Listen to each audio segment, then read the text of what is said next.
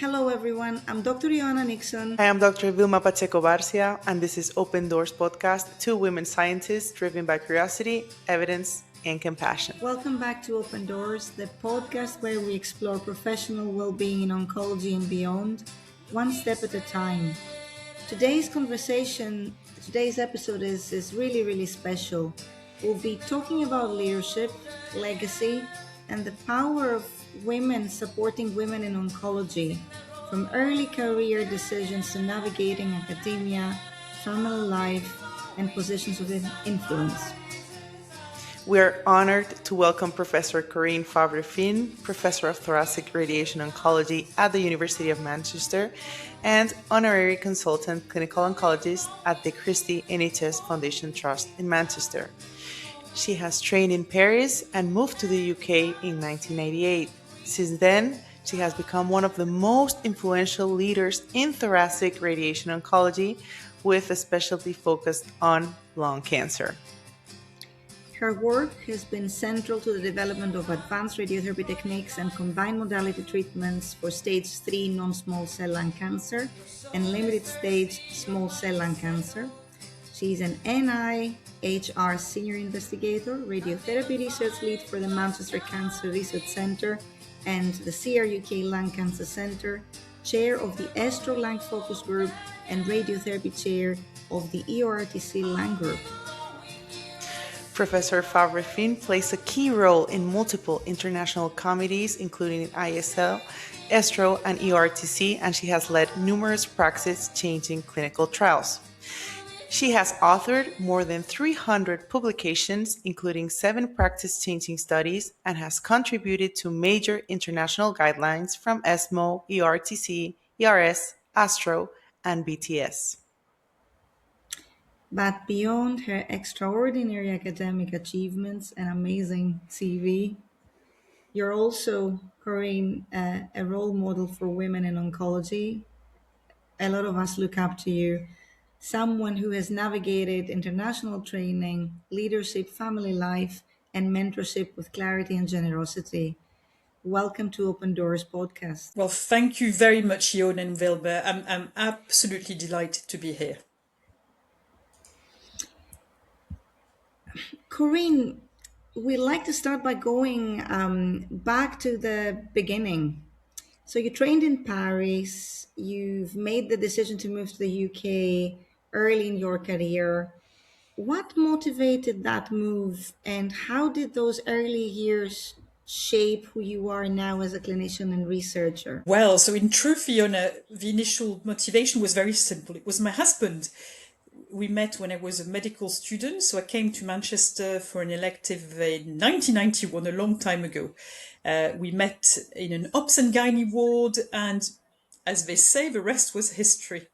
And we traveled for 7 years back and forth between France and the UK. And once I had qualified as a radiation oncologist in France, I then decided to move to the UK. And I was very fortunate to secure a post at the Christie. And clearly that was quite a pivotal moment for me in my professional career. But beyond the personal reasons, I was also, I think, genuinely attracted by the idea of training and practicing in a different healthcare system. It was certainly daunting at first because oncology practice in France and in the UK was quite different at the time. There were, for example, long waiting lists for treatments in the UK. The systems and all the culture felt very unfamiliar, but I chose to embrace those challenges, not to criticize the downside of the system I was starting to work in, and to learn from them and to seize opportunity. And I think that these early years really shaped me. They made me more flexible, more adaptable, and perhaps more comfortable with uncertainty.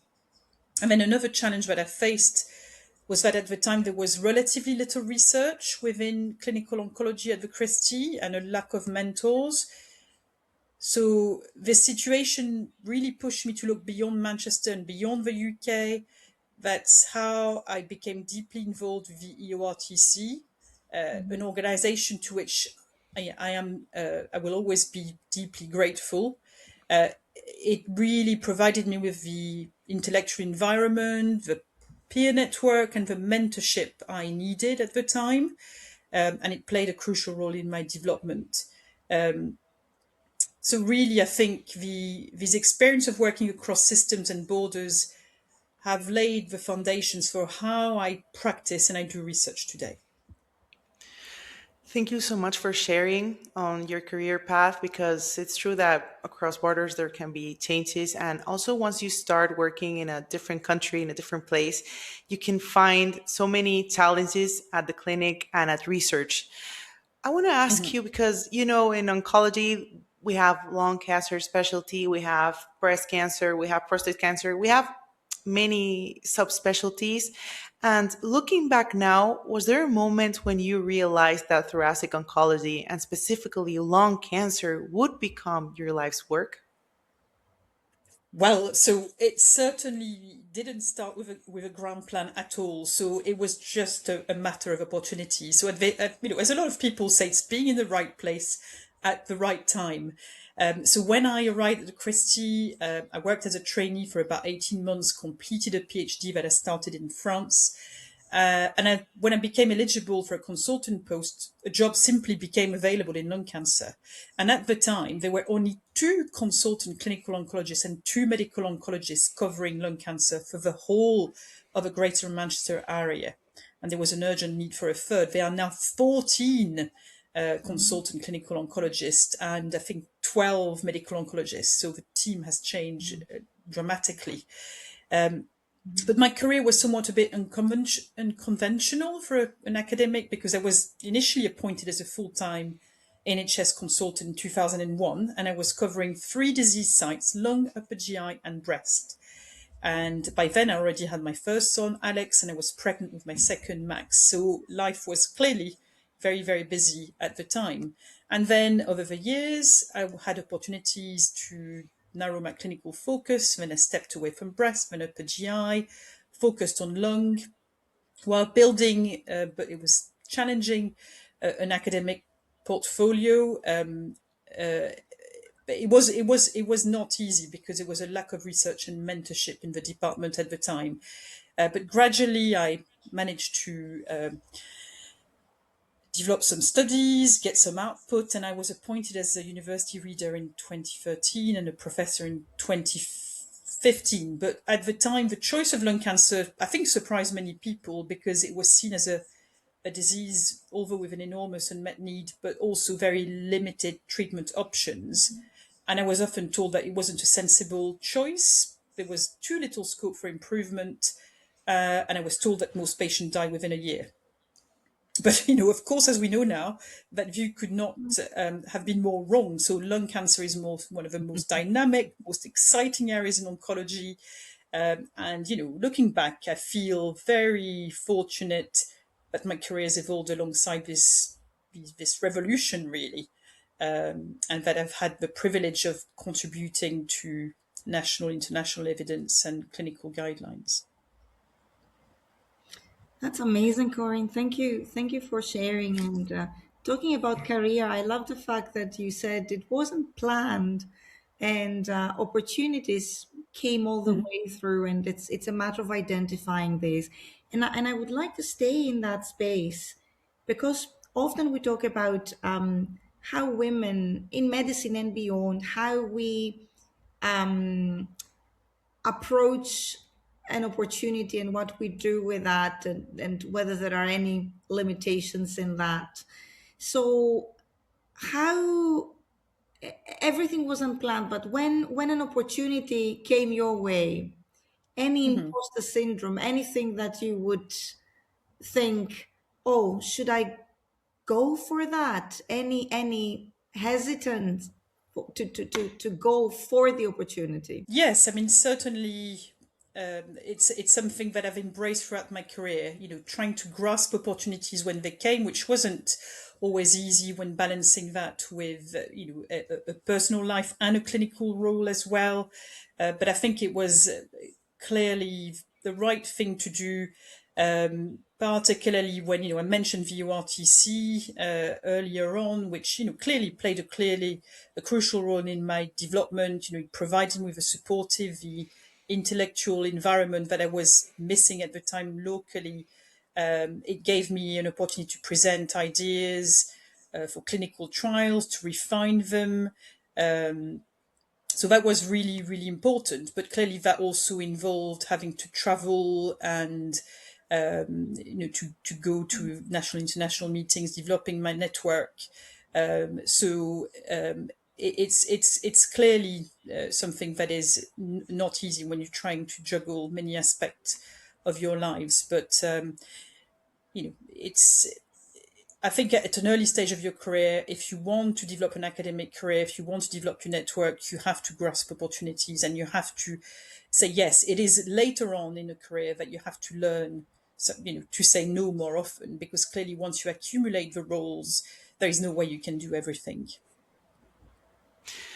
Thank you so much, Corinne, for sharing on that. And it's true that sometimes we might think that academics is linear, that it looks like from you when you see it from the outside. I think like when I was in my early stage of my career, I remember thinking, okay, so I get my PhD, then I get my associate professor, then like you make this map, and then when you start practicing and doing research, you find that it's not linear, that every person, every each one of us has like a different path, and also we find challenges. You've led practice changing research, and we admire you a lot for that and all the major international trials you've participated.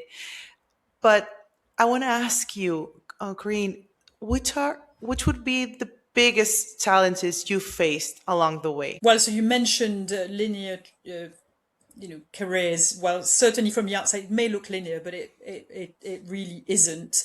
I think like most academic careers, mine was also shaped by setbacks, uncertainty, periods of real self-doubt, and even burnout.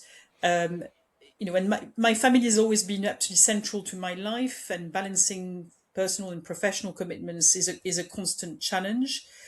They, like I think it's the case for most women, that many times when I felt I wasn't doing enough in one area, and learning to live with that tension has been an ongoing process rather than something that I've ever fully solved as such.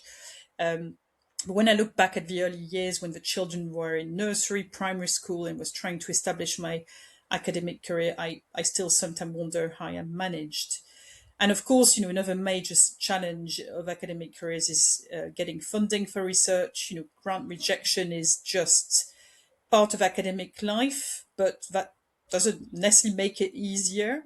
Particularly when you're early on in your career, you're still building credibility.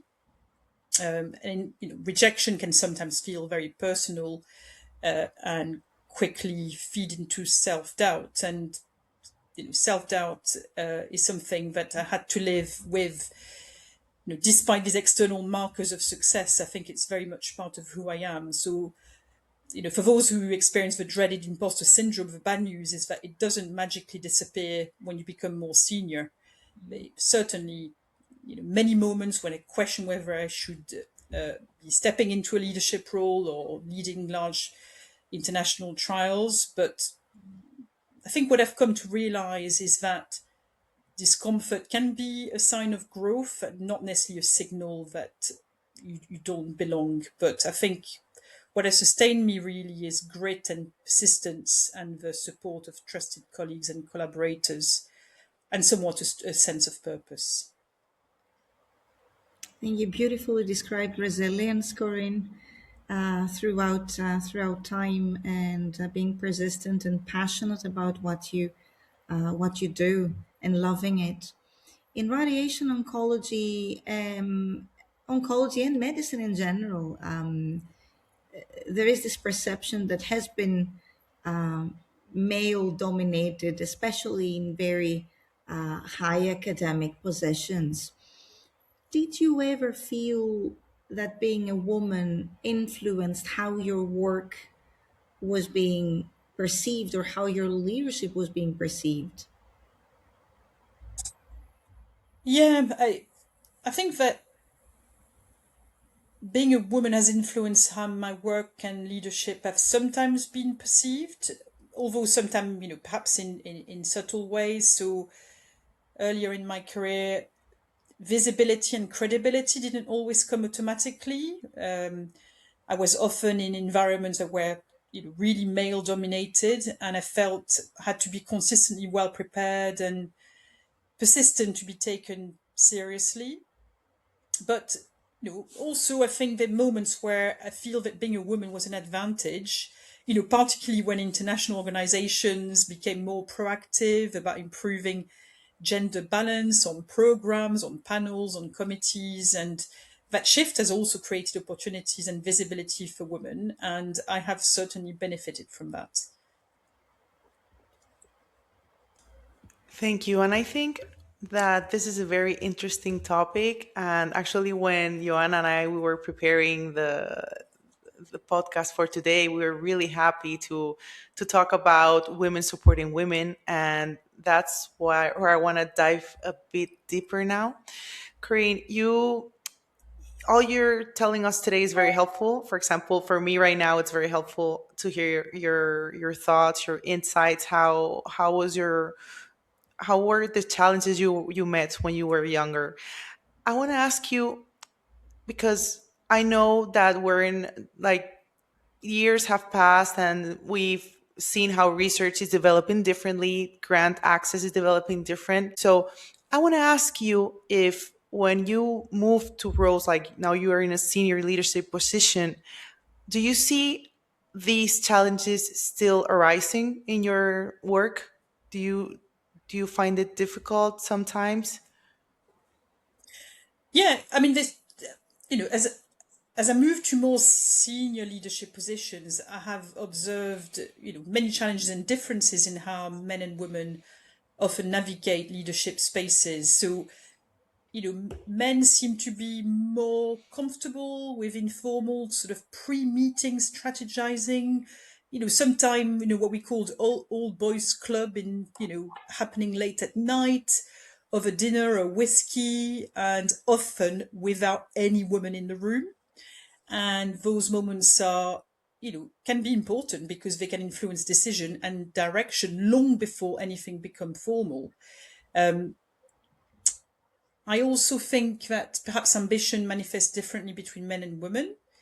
Um, but well, some may disagree, but my observation is that men often appear more comfortable articulating a desire to climb to the very top, and that ambition seems to be embedded quite early on in their sense of career trajectory. Um, Women, by contrast, in my experience, may wait to feel ready or often to be asked, rather than assuming that they belong in these sort of leadership roles. Um, and for me, one of the most important realization is that women need to actively want those senior leadership roles and to step into spaces where decisions are shaped, even if it feels, uncomfortable or unfamiliar. And that's why one of the reasons I now put a lot of energy into mentoring and sponsoring women to help make those pathways more visible and more accessible to women. I can't agree more, Corinne, with your observations. I have to confess. And what you're describing is entitlement that we. It's probably because of, as you say, how men and women are brought up differently, and sometimes priorities that are set externally, and expectations that again are set externally, and that Mm-hmm. influences career choices and how success is perceived, and the readiness, as you Absolutely. mentioned. And For all I know, nobody's ever 100% ready. So actually, you have to jump on the train. You've got the foundation, and you just need to do it and pursue what you wish to do. This Yeah, episode absolutely.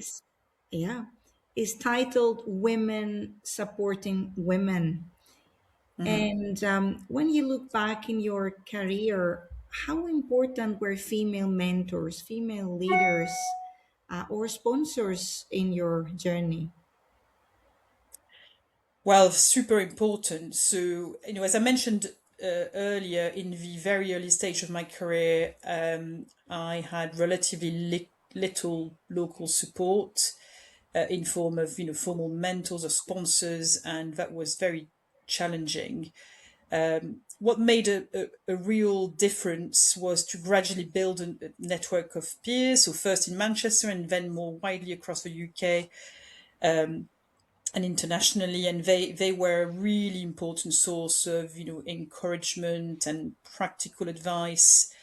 And when I became more involved with the ORTC, I was also fortunate to work alongside outstanding female role models. I mean, subsequently with other organizations like ESMO and Estro, and seeing women successfully navigate these very demanding clinical academic careers at international level was incredibly powerful, because it made me visualize what could be possible for myself.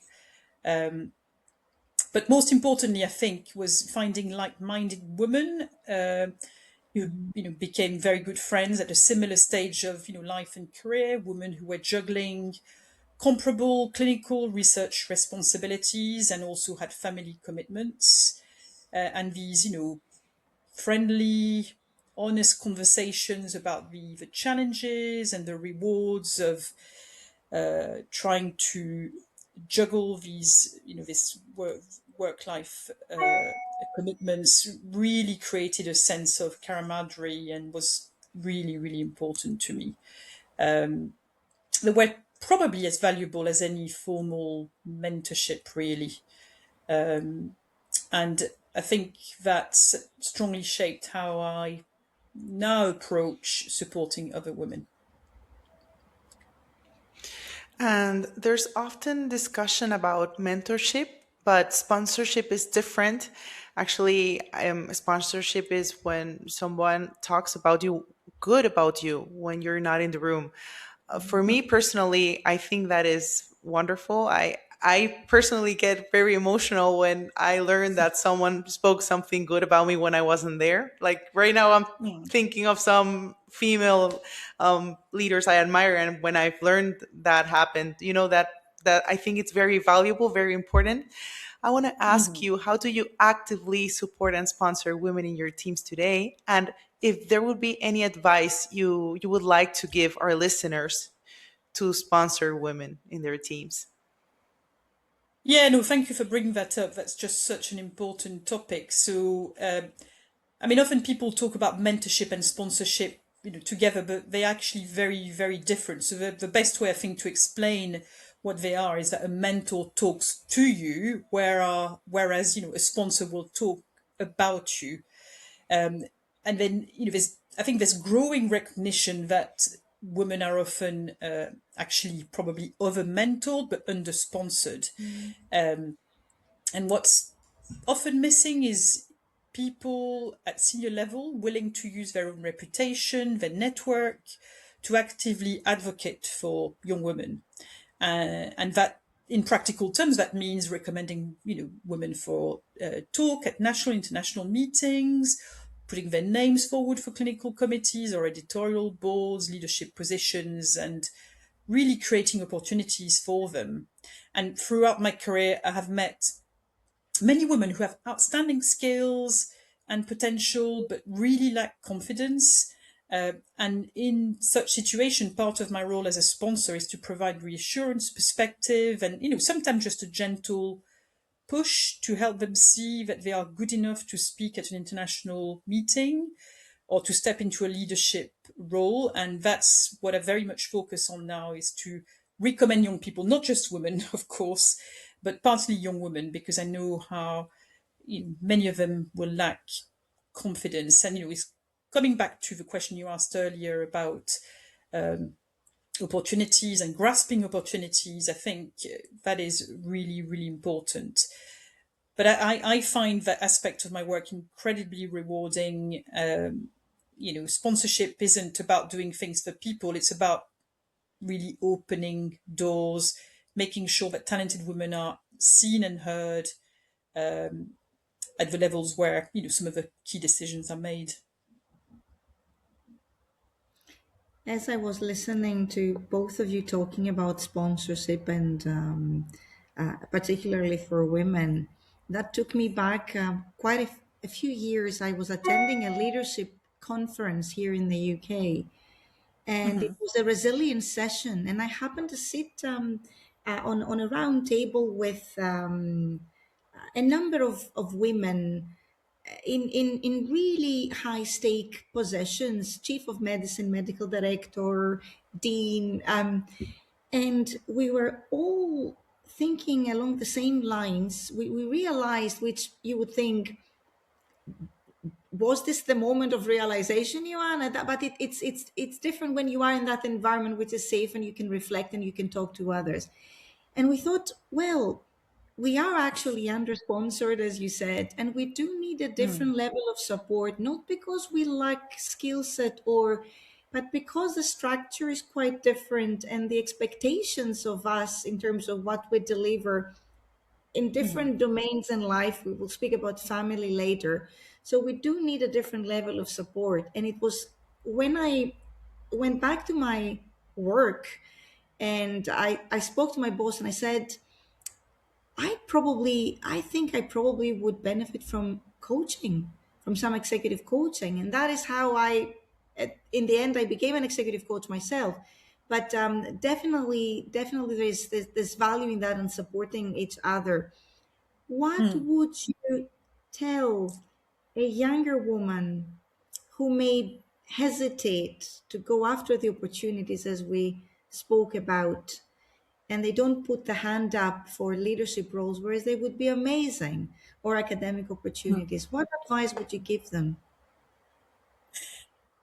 Well, I would probably say two things to women who may hesitate to put themselves forward for opportunities. So the first one is something I would borrow from a book that I'm sure you're very familiar with called Lean In by Sheryl Sandberg. And the advice is take a seat at the table. And that's really important because we need more women to step into leadership roles and responsibilities, whether it's within hospitals, universities, international committees, because it's only through your influence that the environment will change. So we unfortunately still operate in systems that are largely created by men for men. And if women don't step forward, then this culture, the structures of these institutions or the culture will not evolve. So this is really a plea.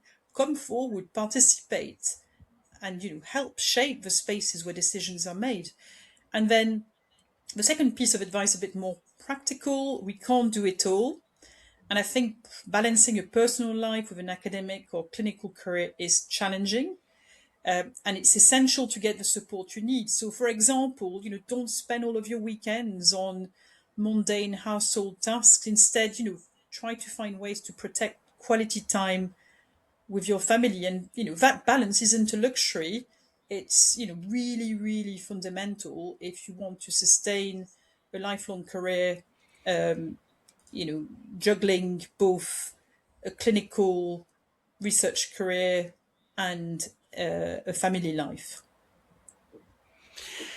Thank you so much, Corinne, for diving deeply on that message. I think it's very important that we sit in the table. And it bridges very nicely to our next topic, which is family, children, and work life balance. I remember perfectly the day I learned I was pregnant with my first newborn.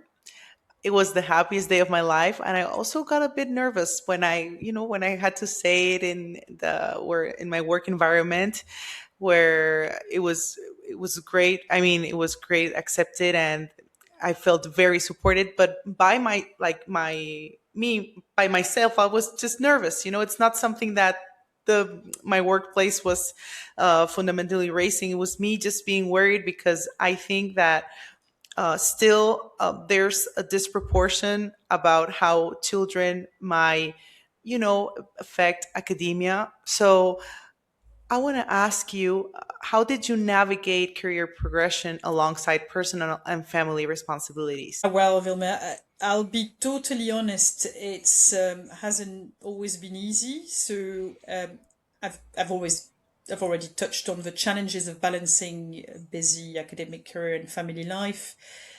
and the fact that I have two sons, Alex and Max, and my eldest, Alex, has ADHD, which certainly made the teenage years particularly challenging. We were very fortunate to have supportive family on both my side and my husband's, even though neither families lived in Manchester. So my husband, who's a GP, and I have always made a conscious effort to protect special family time despite busy professional lives. And one of the things we've really treasured is traveling abroad together. So we love exploring new countries, cultures, and we made that time really special. And I'm sure, as many parents will recognize, it's not about the quantity of time you spend with your children, but it's about the quality. And I used to ask my sons, because I felt quite anxious over the years about the impact that it may have on them to have a busy mother who was traveling quite often for work.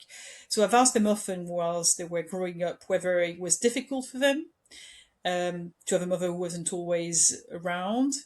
And perhaps they were just being kind to me, I don't know, but they always reassured me that they hadn't suffered from it.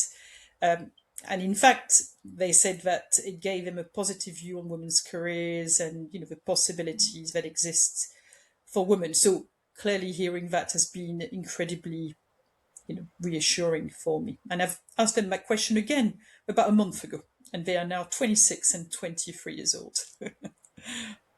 That's incredible because I have two sons as well, different ages. So my eldest is 14, George, soon to be 15, so teenager, and the Mhm. youngest is David, and he is 9.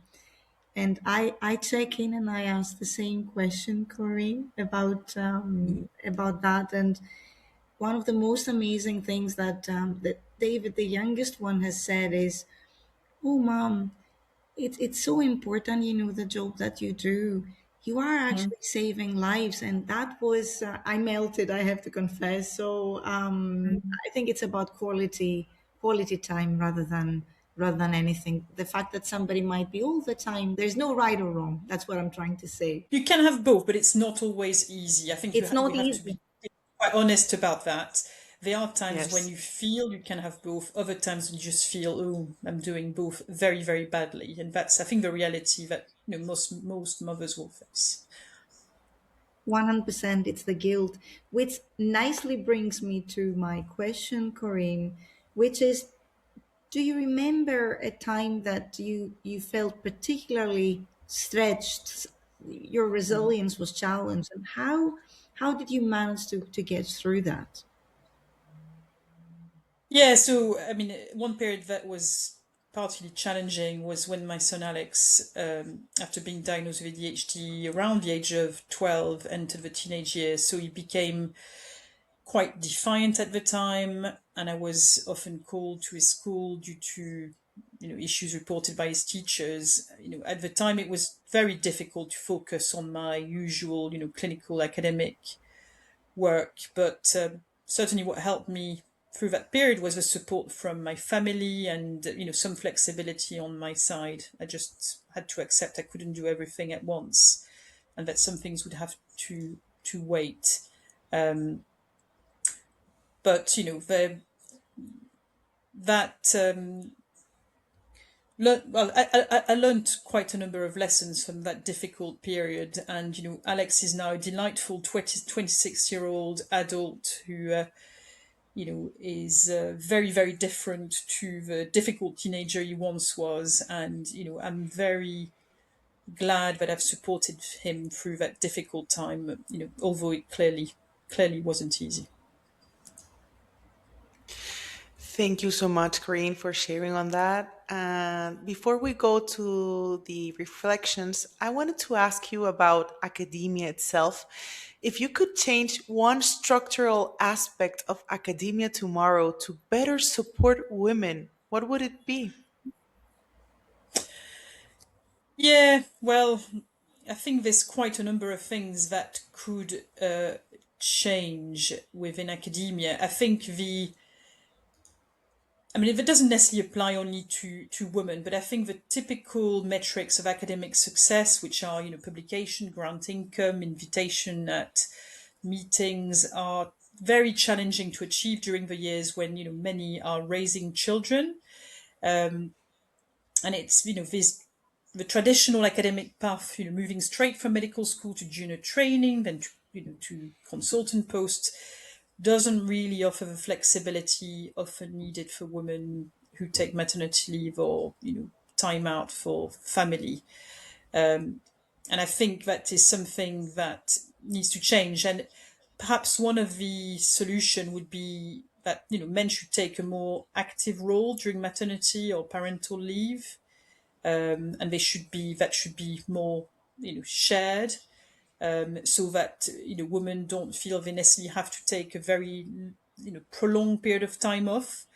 And for example, in the UK, many women take 12 months off, but could be shared between 6 months for the mother and 6 months for the father, or well, it doesn't have to be a mother and a father. Actually, it could be a mother and a mother. So for me, that's one of the solution. I'll take you to another very important topic that I often find myself struggling with, and I know other people do too, is saying no. And as women reach senior roles, expectations are just accelerate. How have you learned to say no and protect your time and energy? Ah, yes. Well, saying no is really important and essential, but it's not always easy. I mean, especially when the request from come from people who may also be your friend. And in oncology, I'm fortunate to have many. But over the years, I've learned the importance of setting boundaries, and partly around travel, which can be very destructive, both personally and professionally. So I think what's also important is to focus on joy and meaning of the work. And, my advice would be to say yes to projects that allow you to work with like-minded people you enjoy collaborating with on initiatives that truly matter to you. But saying yes simply because something looks good on a CV, in my experience, rarely brings satisfaction.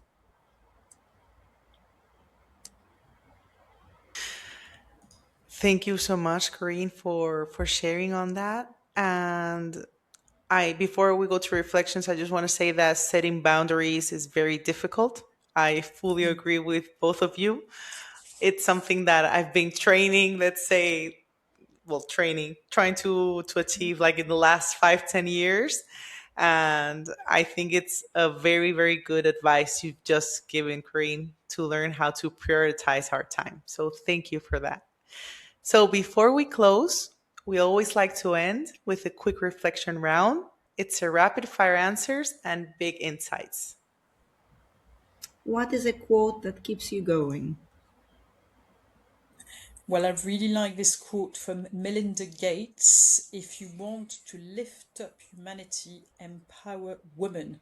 It's the most comprehensive, pervasive, high leverage investment you can make in human beings. What would you tell your younger self at the start of her career?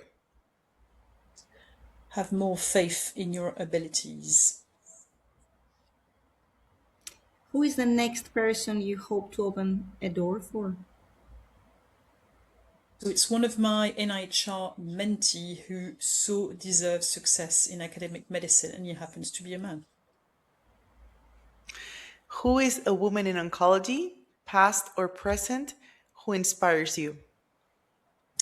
Well, so someone from quite a distant past. So a French lady called André Dutrex, who made very significant contributions to radiotherapy, helping improve how healthy tissue is spared during treatment, and also advancing radio protection standards, all while raising her own family.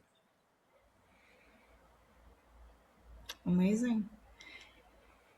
Corinne, something that you comfortably can share with us that is not common knowledge about you and may come as a surprise.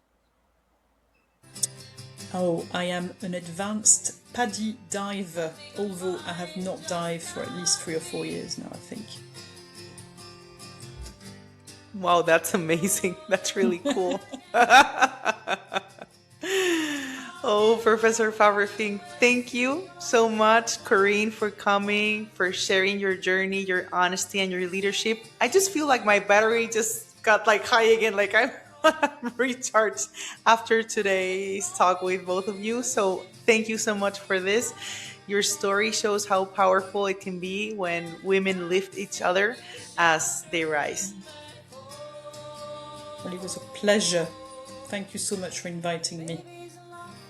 Thank you, Corinne. And to our listeners, keep opening doors for yourself and others. I'm Dr. Joanna Nixon. I am Dr. Vilma Pacheco Barcia, and this is Open Doors Podcast. And remember, you belong in the room. You belong in the room.